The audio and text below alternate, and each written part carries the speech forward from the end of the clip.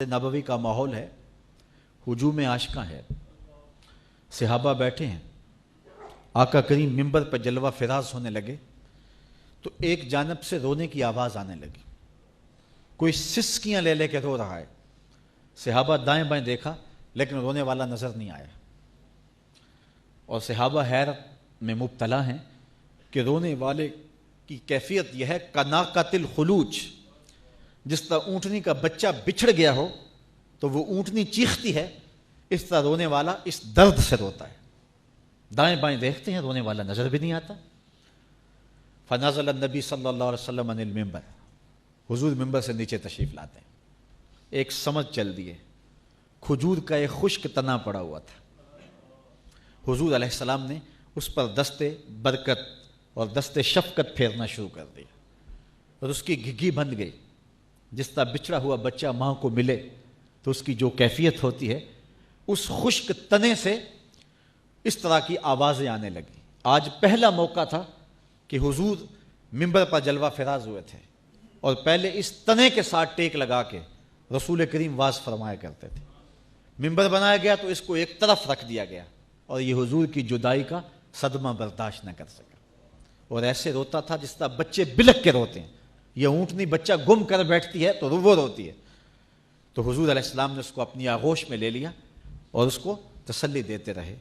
آہستہ آہستہ اس کی آواز تھمی، پھر حضور دوبارہ منبر پہ تشریف لائے، اور آقا کریم نے صحابہ کے چہروں پر استعجاب دیکھا، حیرت میں ڈوبے ہوئے تھے۔ یہ کیا منظر ہوا کہ ایک درخت رو رہا ہے؟ تو آقا کریم علیہ السلام فرمانے لگے، لو لم افعل ھکذا لھن الی یوم القیامہ، اے صحابہ اگر منبر سے اتر کے اپنے عاشق زار کو یوں تسلی نہ دیتا تو یہ قیامت تک روتا رہتا۔ حضرت محمد بن سیرین رضی اللہ تعالیٰ عنہ تابعی ہیں، وہ اس حدیث کو بیان کیا کرتے تھے اور پھر زاروں کے تار روتے اور کہتے، یار حضور کا پیار تو درختوں کے کلیجے میں رکھا ہے اور ہم تو سینے میں دھڑکتے ہوا دل رکھتے ہیں، تو ہماری کیفیت کیا ہونی چاہیے اور ہماری محبت کا عالم کیا ہونا چاہیے۔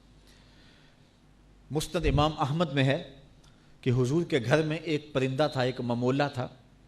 آقا کریم جب باہر تشریف لے جاتے تو وہ کسی وہ کونے میں ٹک کے نہ بیٹھتا، کبھی اندر کبھی باہر، کبھی چھت پہ کبھی اوپر کبھی نیچے۔ اور آقا کریم جب دوبارہ گھر میں تشریف لاتے فسکنا، تو اس کے دکھی دل کو قرار آ جاتا، وہ ایک گوشے میں بیٹھ کے حضور کی زیارت کیا کرتا۔ یار درختوں میں تو پھر بھی حص ہے، پرندے تو پھر بھی جان رکھتے ہیں، آؤ تمہیں کہانی سناؤں کہ حضور علیہ السلام احد پہاڑ کی چھاتی پہ قدم رکھتے ہیں تو وہ بھی جھومنا شروع کر دیتے۔ تو احد کے کلیجے میں بھی حضور کا پیار رکھا ہے، پتھروں میں بھی حضور کی محبت رکھی گئی ہے۔ تو جب پتھر حضور سے پیار کریں، درخت حضور سے پیار کریں، جانور حضور سے پیار کریں، پوری کائنات کا ذرہ ذرہ مصطفیٰ پہ فدا ہو، تو ہم تو حضور کے غلام ہیں، تو کیا ہم حضور کا نام سن کے سینے میں ٹھنڈک محسوس نہ کریں اور جھوم نہ جائیں، اور ہمارے لیے یہ مضمون اور یہ عنوان محبوب اور مرغوب نہ ہو؟ ہماری تو زندگی کا سرمایہ حضور کا پیار ہے، ہم تو جئیں گے تو حضور کے لیے، ہم تو مریں گے تو حضور کے لیے، اور ہماری دنیا بھی حضور ہے، ہمارا دین بھی حضور ہے۔ مولانا ظفر علی خان نے کیا خوب جملہ کہہ دیا، ہم جس میں بس رہے ہیں وہ دنیا تم ہی تو ہو۔ ہماری تو کل کائنات ہی رسول اللہ کی ذات ہے، ہم کچھ نہیں ہے، ہماری قیمت ہے تو حضور کے نام سے ہے، اور جب تک ہم حضور کے ساتھ رہیں گے تو ہم زیرو بھی ہیرو ہوں گے، اور اگر حضور علیہ السلام سے تعلق کمزور ہوگا تو پھر ہماری قیمت گرتی چلی جائے گی۔ تو ہمارا سارا وزن اور ہماری ساری قیمت حضور علیہ السلام کے نام سے ہے۔